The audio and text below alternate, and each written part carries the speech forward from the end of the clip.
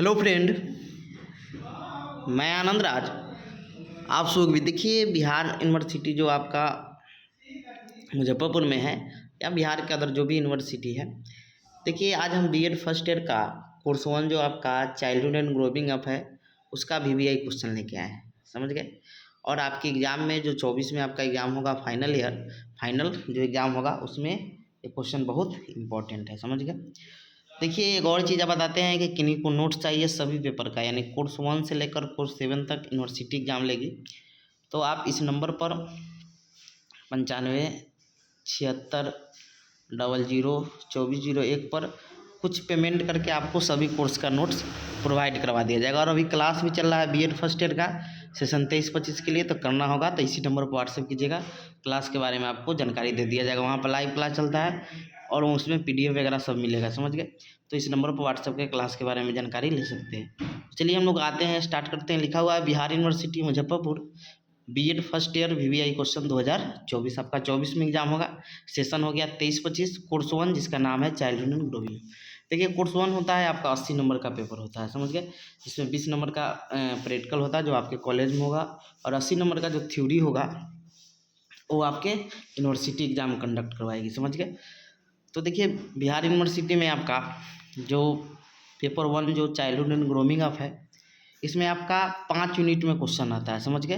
5 unit में divide किया जाता है क्वेश्चन को, जिसमें से प्रत्येक यूनिट में आपका 2-2 क्वेश्चन दिया जाएगा एग्जाम में, समझ गए। यानी 5 यूनिट है, यानी टोटल कितना क्वेश्चन मिलेगा, 10 क्वेश्चन आएगा। और प्रत्येक यूनिट से, अब ऐसा नहीं है कि आप एक ही यूनिट में 2 क्वेश्चन है तो उससे दोनों क्वेश्चन लिख दिए, नहीं, प्रत्येक यूनिट से आपको एक एक प्रश्न का क्या करना है, जवाब देना है, समझ गए। प्रत्येक यूनिट से एक एक प्रश्न करते हुए कुल 5 प्रश्नों का जवाब देना है, समझ गए। यानी 10 क्वेश्चन दिया जाएगा 5 यूनिट में, यानी एक यूनिट में 2 क्वेश्चन दिया जाएगा, समझ गए। और उसमें से आपको प्रत्येक यूनिट से एक एक प्रश्न का चयन करते हुए कुल 5 प्रश्नों का जवाब देना है। एक क्वेश्चन आपका 16 नंबर का होगा तो 16×5 80 हो जाएगा, यानी प्रत्येक क्वेश्चन कितना नंबर का होता है, 16 नंबर का कोर्स 1 में, समझ गए, यानी 80 नंबर का। तो चलिए स्टार्ट करते हैं। देखिए यूनिट 1 में आपका बाल्यावस्था से क्वेश्चन एकदम फिक्स रहेगा ही रहेगा, समझ गए। एक बाल्यावस्था से क्वेश्चन आता है और एक सिद्धांत से आता है। इसमें 3 सिद्धांत पढ़ना है, कोहलबर्ग का नैतिक विकास सिद्धांत, एरिक्सन का मनोसामाजिक विकास का सिद्धांत और जीन पियाजे का संज्ञानात्मक विकास का सिद्धांत, समझ गए। तो एक बाल्यावस्था से फिक्स है क्वेश्चन रहेगा ही रहेगा, समझ गए। तो देखिए इसमें पहला क्वेश्चन है बाल्यावस्था से कि बाल्यकाल जीवन का अनोखा काल है, इस कथन का स्पष्टीकरण दीजिए तथा इस काल की प्रमुख विशेषताओं का वर्णन कीजिए। बहुत वीवीआई क्वेश्चन है। तो क्वेश्चन है कि इंग्लिश में भी है कि childhood is a unique period of life, explain and describe the chief feature of the period. यानी बाल्यकाल जो होता है जीवन का क्या है, अनोखा काल है, इस कथन का स्पष्टीकरण दीजिए तथा इस काल की प्रमुख विशेषताओं का वर्णन कीजिए। पहला क्वेश्चन हो गया। देखिए दूसरा जो क्वेश्चन है, पिछले बार आपका जो 22-24 सेशन का एग्जाम हुआ था उसमें आपका जो जीन पियाजे का संज्ञानात्मक विकास का सिद्धांत आया था, तो वो तो इस बार नहीं आएगा, समझे। तो वही क्वेश्चन है, तो इस बार एरिक्सन और आपका कोहलबर्ग से रहेगा, समझ गए। तो एरिक्सन के मनोसामाजिक सिद्धांत की अवस्था का वर्णन कीजिए, समझ गए, यानी describe the stage of Erikson psychosocial theory. और एक्स्ट्रा में देखिए आपके एग्जाम में 2 ही क्वेश्चन रहेगा, लेकिन हम एक एक्स्ट्रा में क्वेश्चन दिए हैं कि कोहलबर्ग के नैतिक विकास सिद्धांत का वर्णन के लिए explain the moral development theory of Kohlberg, समझ गए। तो इतना क्वेश्चन आप पढ़ लीजिएगा तो आपका यूनिट 1 में आपका क्वेश्चन आ जाएगा और एग्जाम में अच्छा नंबर भी आएगा, समझ गए। यानी बाल्यावस्था पढ़ लेना है, फिर एक सिद्धांत से आपका क्वेश्चन रहेगा तो एरिक्सन पढ़ लीजिएगा और थोड़ा लॉरेंस कोहलबर्ग देख लीजिएगा। जीन पियाजे तो पूछा हुआ है, समझे, लेकिन पूछ सकता है, वो भी रिपीट कर देता है, लेकिन ज़्यादा संभावना है नहीं आने का, समझ गए। अब हम लोग आते हैं यूनिट 2 में। देखिए यूनिट 2 में आपके किशोरावस्था से क्वेश्चन फिक्स रहेगा, समझ गए, यानी किशोरावस्था से क्वेश्चन रहेगा ही रहेगा यूनिट 2 में। देखिए क्वेश्चन है आपका कि किशोरावस्था से आप क्या समझते हैं, इसकी प्रमुख विशेषताओं का उल्लेख करें। एकदम यूनिट 2 में किशोरावस्था से क्वेश्चन आता ही आता है, समझ गए। तो किशोरावस्था से आप क्या समझते हैं, इसकी प्रमुख विशेषताओं क्या करें, उल्लेख करें, समझ गए। चौथा क्वेश्चन है कि किशोरावस्था की समस्याओं के निराकरण में अध्यापक एवं परिवार की क्या भूमिका है। यानी किशोरावस्था में जो समस्या आता है उसको खत्म करने, निराकरण मतलब उसको खत्म करने में परिवार और अध्यापक की क्या भूमिका है उसको बताना है, समझ गए। और एक्स्ट्रा में क्वेश्चन दिए हैं आपको कि वृद्धि और विकास से आप क्या समझते हैं, इसके प्रभावित करने वाले कारकों और सिद्धांतों का वर्णन करें। यानी वृद्धि विकास क्या है और इसको प्रभावित कौन कौन कार्य करता है, इसका 6-7 जो सिद्धांत है उसको लिख देना है।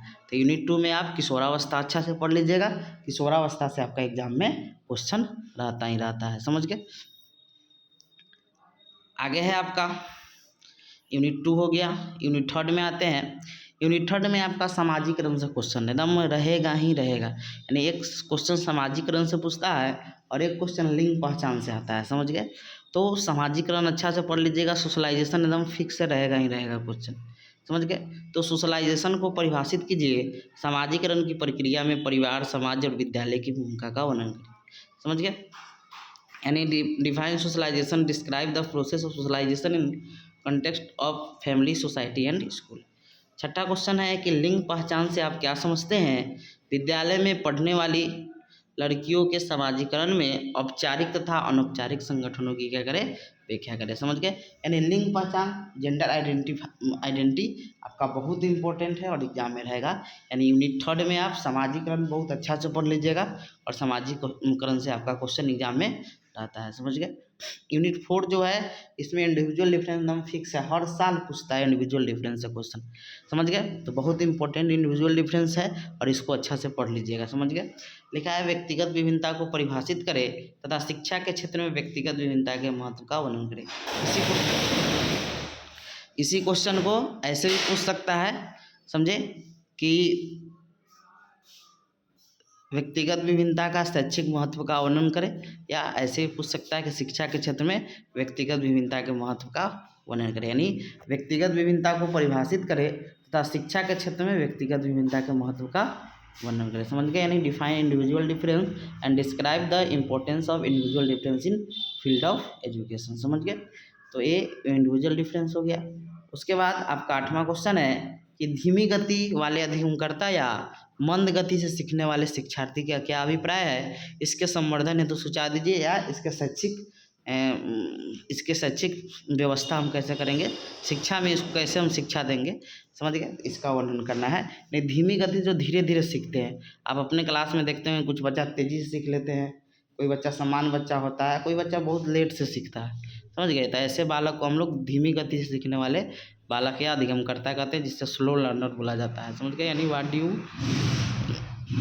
Understand by slow learner, suggest measure to the enrichment of slow learner. तो ये हो गया। और एक्स्ट्रा में क्वेश्चन है कि विशेष आवश्यकता वाले बच्चे या विशिष्ट बच्चे, क्या यानी समान बच्चा को छोड़कर जितना भी बच्चा होता है, समझ गए। अब समान बच्चा को छोड़कर कहने का मतलब क्या हुआ कि देखिए, जो बच्चा की समान बच्चा छोड़कर जो भी अलग प्रकार की उसकी आवश्यकता होती है, समझ गए। जैसे वो ब्रेल लिपि से पढ़ रहा है, प्रतिभाशाली बालक है, ये सब बच्चा विशिष्ट बालक में आता है, समझ गए। तो विशेष आवश्यकता वाले बच्चे या विशिष्ट बच्चे क्या है, प्रतिभाशाली बालक की भी वर्णन करें। यानी what do you mean by special child and discuss about gifted child, समझ गए। तो ये क्वेश्चन आप व्यक्तिगत विभिन्नता तो यूनिट 4 में कैसे ही पढ़ ही के जाइएगा, समझ गए। बहुत इंपॉर्टेंट है इंडिविजुअल डिफरेंस, आपका व्यक्तिगत विभिन्नता से क्वेश्चन आता है और सबका वीडियो भी मिल जाएगा आपको यूट्यूब पर, समझ गया। नोट्स लेना होगा तो वही 9576002401 पर व्हाट्सएप करके नोट्स के बारे में जानकारी ले सकते हैं, समझ गए। अब आगे हम लोग आते हैं, लास्ट यूनिट जो है आपका वो होता है आपका यूनिट 5। देखिए यूनिट 5 में आपका पहचान निर्माण से एकदम आता ही क्वेश्चन है, समझ गए। एकदम आइडेंटिटी जो फॉर्मेशन है उससे आपका क्वेश्चन रहेगा ही रहेगा, पहचान निर्माण से, समझ गए। तो देखिए पहचान निर्माण से क्वेश्चन है कि शिक्षार्थी दे या आपका बालक दे, छात्र दे।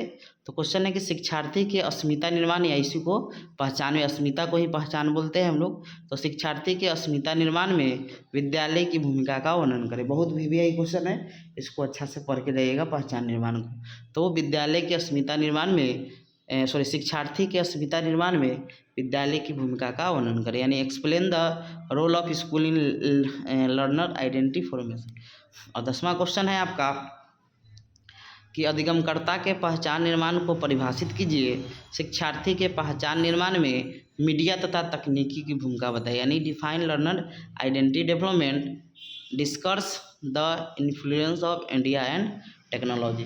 तो ये आपका 5 यूनिट में एक क्वेश्चन जो बताएं इतना पढ़ लीजिएगा, आपका कोर्स 1 का एग्जाम बहुत अच्छा जाएगा, समझ गए। तो आपको यूनिट 1 में बाल्यावस्था और एक सिद्धांत देख लेना है, समझ गए। बाल्यावस्था एकदम क्वेश्चन पूछेगा ही पूछेगा। यूनिट 2 में आपका किशोरावस्था से क्वेश्चन रहेगा ही रहेगा। यूनिट 3 में आपका सामाजिकरण से क्वेश्चन रहेगा ही रहेगा। यूनिट 4 में आपका इंडिविजुअल डिफरेंस से क्वेश्चन रहेगा ही रहेगा, व्यक्तिगत विभिन्नता से।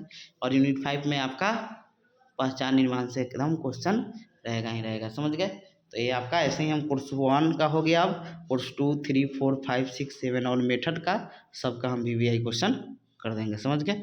और जो भी लोग उसके बाद आप लोग वीडियो देखना चाहते हैं तो वीडियो के लिए पूरा मिल जाएगा, सर्च कीजिएगा जो भी टॉपिक और आनंद राज लिख दीजिएगा, एक ही बार में आ जाएगा, समझ गए।